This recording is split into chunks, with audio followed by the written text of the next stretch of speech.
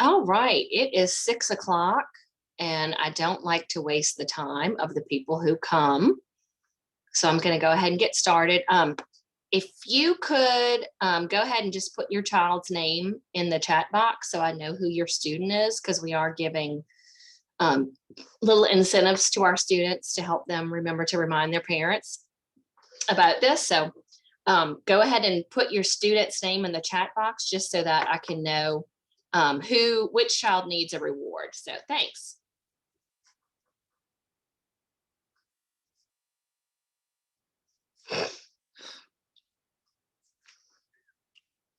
I don't know if you guys heard me say this in any of my other sessions, but if you go on the Title I page of the website, there is an evaluation of Counselor Chat. It would be awesome if you could fill one out for any of the ones that you've come to, because it's part of our documentation for Title I that we have our sessions evaluated. So thanks if you are willing to go ahead and do that. I swallowed water the wrong way earlier, so I'm still coughing. My apologies. Okay. Let me go ahead and just.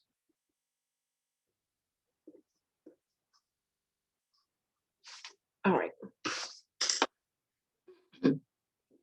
Miss Mandy, if you can put your student's name in the chat box so I'll know who he or she is. That way I can get them their McDonald's gift certificate.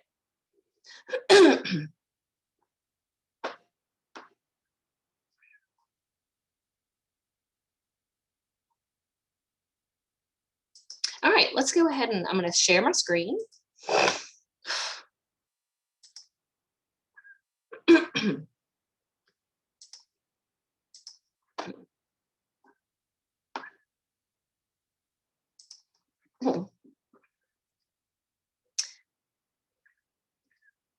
And I titled this Parenting When We're Together and Apart, because you might be either, and I didn't want it to focus just on co-parenting is what they consider it to be when you parent with someone that you are not in a relationship with. And then, but we still struggle with parenting even when we are married to the person and we live with the person who we are parenting with. So I just felt like I could kind of cover a little bit of everything, and that way, we'll kind of touch on lots of situations. Okay, so parenting with your partner, no matter what your marriage is like, learning to parent with your partner is often an adjustment. It's hard. It usually does not go smoothly because we were raised by two different families, two different people. And if you're like me, I think the way that I was raised was right. And I'm sure my husband thinks that the way that he was raised was right. And so I've said to students before, you have, these, let me put myself on here. You have these two people who have to merge together and figure out how to parent as a unit. And that is not always easy to do. Then sometimes you might have a lenient parent and a strict parent. And it can be either the man or the woman. I mean, I have lots of moms that I hear say, I'm the one that's, the hard one. At my house, it's not that way, I don't think. But, the strict parent is often the leader. And the reason that you want to let the strict parent be more the leader is because when you are the lenient parent and the strict parent gets to be the leader, the strict parent stops feeling like they need to compensate for your leniency.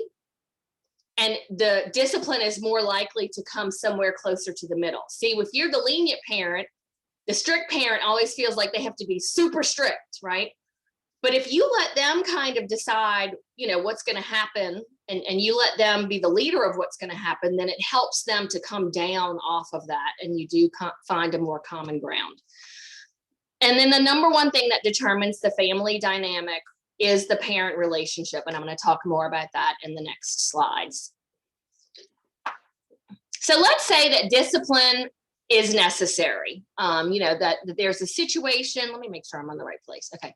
There's a situation where you do have to discipline your child because of some sort of behavior or some action that's going on.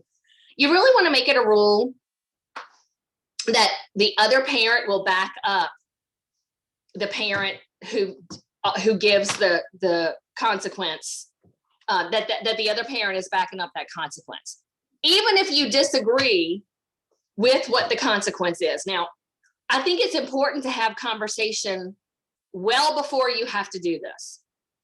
I've said to my husband, do not give them a punishment that is going to punish me. I'm sure many of us can relate to that.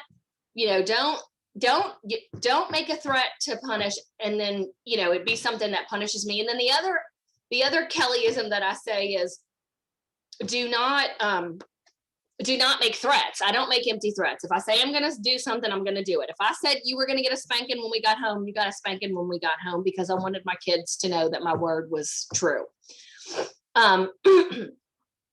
If you can't find a compromise on an issue, research suggests that you should try to let the parent who feels most strongly about it be the person to handle it. Now, just because you are giving some sort of a consequence does not mean that you should not show empathy for your child. It's perfectly fine for you to say, I know you're really disappointed that we won't let you go to the sleepover. I know it bothers you because other kids are going and we're not letting you go. I mean, you're at least letting them know you understand why they feel the way that they feel. You're just not willing to give in because of whatever the consequence is that they've been given. So here is one of the concerns about parents fighting with each other over the discipline of their children. One thing is it increases the anxiety that's in the house. It just kind of makes a bad environment or an uneasy environment, which increases the likelihood that your children will misbehave. I have jokingly said, when I've taken my kids on vacation, they act like people who I should not have taken on vacation because you've disrupted the daily schedule, right? Well, it's also true when parents are fighting. If parents are in an argument or they're not talking to each other or whatever over discipline, it makes your children uneasy and more likely that they would misbehave. And they also usually learn to manipulate and align themselves with the more lenient parent. I have a child who tries to do this. He will try to whisper and tell me things that he wants me to know that he doesn't want his dad to hear.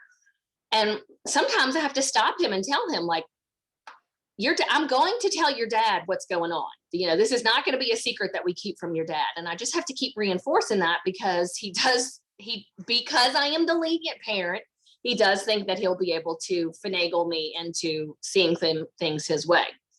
And most importantly, your child's behavior will not change if you're more focused on, disagreeing with your spouse than holding your child accountable for their behavior. So you really want to go back and focus on the behavior and not on your disagreement with your other parent. So this is if you're married to the person who you are parenting with, okay? Again, you want to talk about parenting decisions when you are both calm. When my kids have had major issues, one of the things that I've done and I suggest is I will say to my husband, do not give any consequences until I get home and we're able to talk about this, because I feel like, we need to make a decision together that we can both be happy with. And that's important to me because my husband is the parent who will sometimes make punishments that punish me. So, I know that we need to talk them out. When you're calm, you are more likely to be respectful. And it's easier to find common ground when you're respectful to your other parent because, you're more willing to compromise and understand each other. And this one is a big one, really understanding your spouse's family history. I mean, when you know where they've come from, it kind of helps you to understand why they are parenting the way that they are. and even why they are spousing or relating to you the way that they are, because we learn, a lot of our behavior is learned. And so, as married people or as couples, we might need to unlearn some of that behavior, or, parent in a different way because your spouse does not agree with the way that, your parents parented. Listening to your spouse is important, giving each other a few minutes to talk, really listen and not interrupting. If you're like me, sometimes I'm already thinking about what I want to say back and I'm not really listening. And that we should not do that. And then get help from a professional when needed. If you cannot come to a common ground, or you're having, the same conflicts over and over again about discipline, you probably need a third party who is not partial to either of you to help you figure out where you need to be on common ground. Okay, I think this is my last slide about married people. Yeah. So this is why your relationship with your spouse is so important. I remember when I was in the marriage and family class in the master's program to become a counselor, the teacher who taught the marriage and family class said that the first thing she always asks couples that she's counseling is, when was your last date? And she said a lot of times they will look at each other and kind of laugh because, like, the thought of that is maybe a little preposterous. Like, what do you mean, when was our last date? Like, we've been married for, 20 years or 15 years. Like, we don't date each other anymore. And she says to that, why not? Making kids the center of your life, which I see a lot of parents do, it might seem like it's the right thing to do for your children, but it actually can create long-term unhappiness for everyone in the family. Why? Because we distance ourselves from our parenting partner in order to, keep the peace, in order to, do the things our kids need to have done. We throw ourselves into parenting or work. We're carpooling, we're running our kids here and there. We go to things on the weekends, and when we don't date our child's other parent, whether you're married to them or not, because I know some people parent together and they're not married, it creates a deficit in the life of your children. And I like this next one. Kids whose parents' relationship has cooled are more likely to have behavioral or academic problems than kids of happy couples. Now, that doesn't mean, everything is joyous all the time. But for the most part, if you get along and there's not any like major issues, or, that your kids maybe know of, your kids are more likely to be more well-adjusted. Think of your relationship as the emotional environment in which your kids live. Your marriage or your relationship with their other parent is the emotional environment in which your kids live. When my son was telling me on the way to school the other day about a friend of his and something that happened, but at one parent's house and not the other. And I just looked at him and said, "You're welcome." Because, I'm still married to his dad. And I was letting him know, like, yes, that is true. That's the kind of things that people sometimes experience. So co-parenting is when two parents of a child are no longer romantically involved, but still assume joint responsibility for the upbringing of their child. It is so important to put the needs of your child first. That is the best way to have successful co-parenting. Research has shown that children with parents who co-parent successfully grow up just as happy and well-adjusted as children with parents who had successful marriages. Y'all, I have a set of friends. I've known them since we were teenagers. They separated and they did a week. Okay. So, I know not everybody's willing to do that, but for one thing, it meant that the kids only had to relocate every other week. So they spent a whole week with one of their parents. If there was something for dads and the mom heard about it, she made sure the dad knew. You know, if it was grandparents and they were with dad, dad made sure that mom's grandparents knew what was going on. It was like they were like the poster family for co-parenting. And I would tell them that, because it's really true. Their kids are so well adjusted. They live in 2 homes where they're very loved. Both of their parents are remarried. And I can honestly say they're like, you know, they could have come from a nuclear family. They could have come from a 2-parent household. That's how well adjusted they are. And again, you know, parenting together will help to determine the type of adult your child turns out to be, and the relationships he or she chooses to build. So even if you are not still with the other parent, any relationships that you get into can also be an example to them of what a good healthy relationship can look like. So it's just as important that your new relationship, if you remarry or you find someone else that you want to build a life with, is all of these things, you know, that I said in the slides before, because it will teach them. It will still also be the emotional environment that they live in, right? Because now they live with you and your new spouse.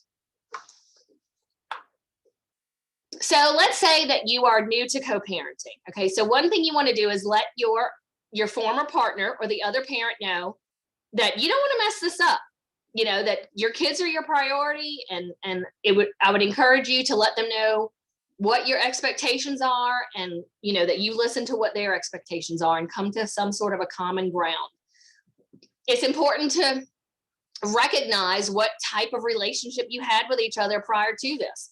You know, if your relationship was very volatile, I'm going to talk in a minute about parallel parenting, which might be needed because of the situation that you're trying to co-parent in is not conducive to co-parenting. You know, your feelings about that person don't have anything to do with how you parent together. You know, how they wronged you or you wronged them really should not come into this co-parenting environment. The best thing to do, of course, is to keep your communications with that person. If you can't be in a good relationship with them, a good friendship relationship, you want to keep your communications only about the kids. You know, this is what's going on with Bobby. This is his schedule for this week. These are the games he has. You know, you don't need to talk about the other things that are going on in your life. Again, be cooperative and flexible. I mentioned that my friends, you know, they always made sure that the other person was aware of what was coming up at school, even if it was not their week. And try to be on the same page when it comes to discipline and reward. If you knew the number of people who call me and talk to me about how they parent one way and the other person parents another way, and it drives them crazy. This is an unfortunate byproduct of breakups, that you don't get to have control anymore over the environment that your child is in when they're at the other home. So let's talk about top stressors for kids who live in 2 household, for kids of 2 household parents. Okay, sorry, I was trying to figure out what I had there. The number one is being asked to carry messages between parents. You know, you don't want to say, you know, tell your mom I need you to be dropped off early on Sunday. No. Ask your co-parent ahead of time if they don't mind dropping the child off early. And then you might even offer flexible hours for them at another time, right? Try to, again, you're focused on just working with that person about your kids. When kids hear their other parent being put down, I don't know about you, but when my parents would fight when I was a kid, and by the way, my parents are not married anymore, it would hurt my feelings, because I was like, that's my mom. Don't talk about my mom like that. Or why is my mom so mad at my dad? You know, he's still my dad. So we need to remember that your children have parts of both parents inside of them, right? And they want to love and feel loved by both. So when they hear the other parent being talked badly about, it hurts them. And maybe you're not the one that's doing that. Okay, so if you're the parent who bad things are being said about you, you might say something like, wow, that must have really been confusing or hurtful for you to hear. It's not an opportunity for you to say, oh yeah, well, this is, what his problem is or her problem is. You might say, I think that we probably need to, I probably need to talk to your dad about this, or your mom and I probably need to talk about this. Don't worry about it, and let them know that the grown-ups will sort it out. Being asked to confront a parent about money issues. You should definitely, again, have sorted out who's going to do what, who's going to pay for what, right? All they need to know is that their needs are going to be met, and the grown-ups are going to figure it out. And then, if for some reason something can't be afforded, you should blame the other parent for not being able to afford it. Just say, well, we decided that, we weren't going to put out that kind of money for you to play travel ball or whatever. Okay. Being quizzed about the other parent's private life. This is something that kids actually complain to me about often when I meet with kids whose parents are separated or divorced. If you really want to know what's going on in that other person's life, you should definitely get your information from sources other than your children. Suggest Facebook or whatever, Instagram or whatever's out there. But all you really need to say to the child is, I hope you had a nice weekend with whichever parent they were with. Asking them about their private life is not something that makes children feel comfortable. They feel like they are being, what's the word I'm looking for? Like it wrongs the other parent for them to talk about it. All right, being burdened with a parent's emotional issues. Your child is not your friend.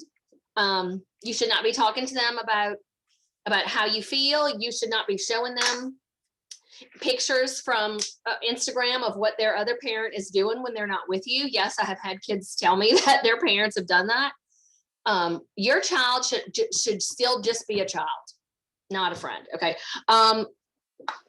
Having to choose which parent attends a special event. Your kids really, they need us to put our differences aside for the length of time that the special event is going on. Be kind to each other so that they can enjoy that occasion with both of their parents present. My parents did not divorce until I was an adult, but I wasn't willing to have two birthday parties for my kids. So I was like, look, it's on Saturday, the whatever, and I would love for you both to be there. I will say my parents get along wonderfully as friends, but they're older now, and so it's not as big of a deal. All right. Being threatened not to have access to the other parent. This is another one that kids talk to me about. Spending time with that other parent is not a reward or punishment, right? It's an important relationship that they need to feel is secure. And all I can say is it only punishes them if they're threatened not to be able to see the other parent. All right. What else? Okay. So let's say that you tried co-parenting and it is not working. The other person is not someone that you can co-parent with. You might want to consider parallel parenting. I can encourage you to Google that if you've never heard of it before, because I hadn't. It is an arrangement that involves parenting by really just separating yourself from that person, having limited contact. And so that means you probably contact them through other means like Family Wizard or some sort of email or something like that. A notebook was another one that was suggested. Because if you cannot communicate with them in a respectful manner, you have to just not communicate with them, especially not in front of your child. It's very structured. Parents, each parent has their own responsibility. So like one person does school and the other one handles medical things. One parent might do extracurricular and the other person handles, something else. So it's very structured. And it gives the child a chance to have both parents be equally, involved in their lives, regardless of whatever hostility is there. And the great thing is it doesn't have to be permanent. So if after a few years, and I've seen this happen with my sister, she was divorced from her child's father years ago. And at first, they disagreed and they had issues. But now, now that she's remarried and he's, got a fiance and, they've kind of managed each other, they actually, we had a joint birthday party this year for him. So certainly co-parenting is something that might happen in the future, but for now you might just need to parallel parent. Okay, so here's my closing remarks. Negative consequences of divorce and separation can be greatly mitigated if children continue to have positive relationships with each parent. So it doesn't have to be this horrible lifelong, they're never going to, you have altered their life forever, but it really requires work on the part of both of the parents to come together and really co-parent in order for that to be true. And guess what? This is even true if your kids live in a 2-parent household and there's constant conflict. That can hurt them just as much as having parents who are divorced, right? So it really is about your relationship with the other parent. That is what does it for them. So no matter if you're married to them or not, your relationship with that person is the emotional environment in which they live. It is not the present of parental conflict as much as children's direct exposure to it that is harmful to them. So you can hate the other person quietly to yourself when your child is not around, right? You just cannot let your child know how you really feel about that other person. And hopefully it will change over time, okay? The best gift you can give your children is a strong relationship between you and your partner. So this again is assuming that you're still with your child's parent. And we only have about 17 years to make a difference. And y'all, I'm living that because I have an almost 20-year-old and I'm beyond the ability to really parent him at this point. He still lives with me, but he's 19 and he's got his own plans. So, I just want to encourage you to use these first 17 years to make the greatest impact. All right, I'm going to stop sharing. If you have any questions or you want to talk to me, you are welcome to, Mandy, I'm putting that name down, okay? You are welcome to call me at school. You can email me through the school's website. You can ask a question on the bottom of in the chat if you want, but not if it's like specific to your child, because I don't want to air your business. Reginald Bates, can you go ahead and put your child's name in the chat just so that I know who gets the McDonald's reward? I think it's Ryan, but I just want to be sure. I got it. Okay. All right. So ladies, guys, thank you so much for your awesome attention. And by the way, all of the counselor chats that we've had this year are available on the Title I page of the school website. The one that I did first this year was really my most favorite. If you have enjoyed or not enjoyed this, please fill out an evaluation on the Title I page and have a great night. Thanks.